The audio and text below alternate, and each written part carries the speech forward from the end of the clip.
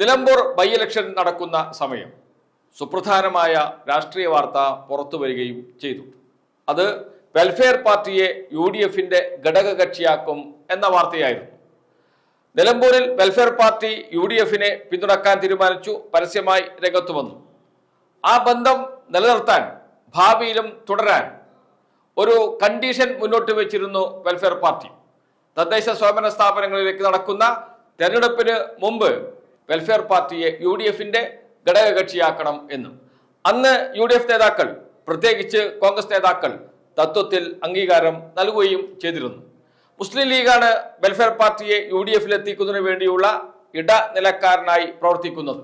കോൺഗ്രസ് നേതാക്കളുമായി ഇക്കാര്യം ചർച്ച ചെയ്യുന്നത് മുസ്ലിം ലീഗിന്റെ മുതിർന്ന നേതാക്കൾ തന്നെയാണ്. മുസ്ലിം ലീഗിന്റെ സമ്മർദ്ദം ശക്തമായി UDFന് മുകളിലുണ്ട്, കോൺഗ്രസ് നേതാക്കൾക്ക് മുകളിലുണ്ട്. അത് അത്ര പെട്ടെന്ന് തള്ളിക്കളയാൻ കഴിയില്ല കോൺഗ്രസിന്. എന്നാൽ വെൽഫെയർ പാർട്ടിയെ UDFൽ ചേർക്കുന്നത് വലിയ ചർച്ചയായി മാറി. UDFും വെൽഫെയർ പാർട്ടിയും തമ്മിലുള്ള ബന്ധം, കോൺഗ്രസും വെൽഫെയർ പാർട്ടിയും തമ്മിലുള്ള ബന്ധം തന്നെ കേരളത്തിൽ വലിയ ചർച്ചയാവുകയും കോൺഗ്രസിന് അത് വലിയ തിരിച്ചടിയായി മാറുകയും ചെയ്തിട്ടുണ്ട്. നേരത്തെ CPIM ലീഗുമായി അടുക്കാൻ ശ്രമിക്കുന്നു, മുസ്ലിം സംഘടനകളുമായി അടുക്കാൻ ശ്രമിക്കുന്നു എന്ന് പറയുന്നത് പോലെയുള്ള ഒരു രാഷ്ട്രീയ സാഹചര്യമാണ് ഇപ്പോൾ കോൺഗ്രസിനെ സംബന്ധിച്ച് വന്നിരിക്കുന്നത്. CPIM മുസ്ലിം സംഘടനകളുമായി അടുക്കാൻ ശ്രമിച്ചത് കഴിഞ്ഞ ലോക്സഭാ തെരഞ്ഞെടുപ്പിൽ വലിയ തിരിച്ചടിയായിരുന്നു.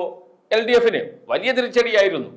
മുസ്ലിം സമുദായ സംഘടനകളുടെ വോട്ട് ലഭിച്ചിട്ടില്ല എന്ന് മാത്രമല്ല, മുസ്ലിം സമുദായം പൂർണ്ണമായും CPIMനെ കൈയൊഴിയുകയും ചെയ്തു എന്ന് മാത്രമല്ല, ഹിന്ദു വോട്ടുകൾ പ്രത്യേകിച്ച് ആലപ്പുഴ ജില്ലയിൽ CPIMൽ നിന്ന് അകന്നു പോവുകയും ചെയ്തു.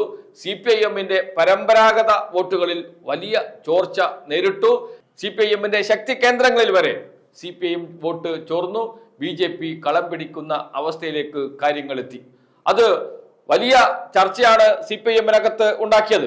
ആ ചർച്ചയെ തുടർന്നാണ് മുസ്ലിം സംഘടനകളുമായുള്ള ബന്ധം എങ്ങനെയാണോ നേരത്തെ ഉണ്ടായിരുന്നത് അതുപോലെ തുടർന്നാൽ മതി. മുസ്ലിം വർഗീയതയ്ക്കെതിരെ ശക്തമായ നിലപാടെടുത്ത് മുന്നോട്ട് പോകണം. അത് പിന്നീട് CPIM നേതാക്കൾ മുന്നോട്ട് കൊണ്ടുപോവുകയും ചെയ്തു. മുസ്ലിം വർഗീയതയ്ക്കെതിരെ, ജമാഅത്തെ ഇസ്ലാമിക്കെതിരെ, ജമാഅത്തെ ഇസ്ലാമിയും കോൺഗ്രസും തമ്മിലുള്ള ബന്ധത്തെക്കുറിച്ച് വലിയ ചർച്ചകൾ കേരളത്തിൽ ഉയർത്തിക്കൊണ്ടുവന്നു. അത് കളം പിടിക്കുകയും ചെയ്തു. അത് ജനങ്ങളുടെ മനസ്സിലേക്ക് എത്തുകയും ചെയ്തു. അപ്പോഴാണ് അപകടം മനസ്സിലാക്കിയത് കോൺഗ്രസ്. മലബാർ ഭാഗത്ത് UDFന് ജമാഅത്തെ ഇസ്ലാമിയുമായുള്ള ബന്ധം നേരിയ മേൽക്കൈ ഉണ്ടാക്കും എന്ന കാര്യം സംശയമേ ഇല്ല. വലിയ മുന്നേറ്റമൊന്നും അതുകൊണ്ട് ഉണ്ടാകാനിടയില്ല. മുസ്ലിം ലീഗാണ് ഏറ്റവും പ്രധാനപ്പെട്ട ശക്തി മലബാറിൽ. ആ മുസ്ലിം ലീഗിനെ രാഷ്ട്രീയമായി നയിക്കുന്നത്, ആശയപരമായി നയിക്കുന്നത് ഇപ്പോൾ ജമാഅത്തെ ഇസ്ലാമിയാണ്. ജമാഅത്തെ ഇസ്ലാമിയാണ് മുസ്ലിം അജണ്ടകൾ മുന്നോട്ട് വെക്കുന്നത്, തെരഞ്ഞെടുപ്പ് ചർച്ചകൾ മുന്നോട്ട് വെക്കുന്നത്.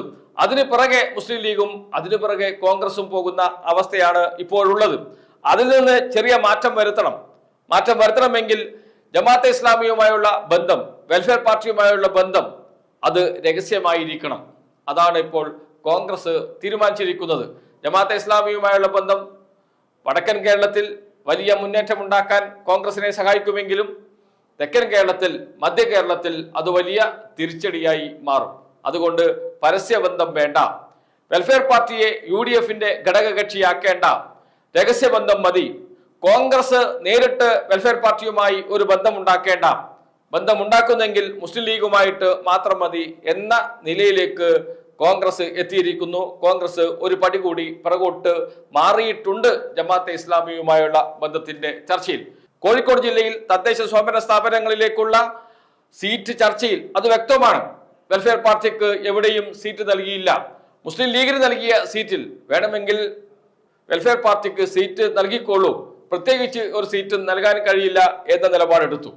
എന്നാൽ മലപ്പുറം ജില്ലയിൽ നേരെ തിരിച്ചാണ് UDFന്റെ തീരുമാനം.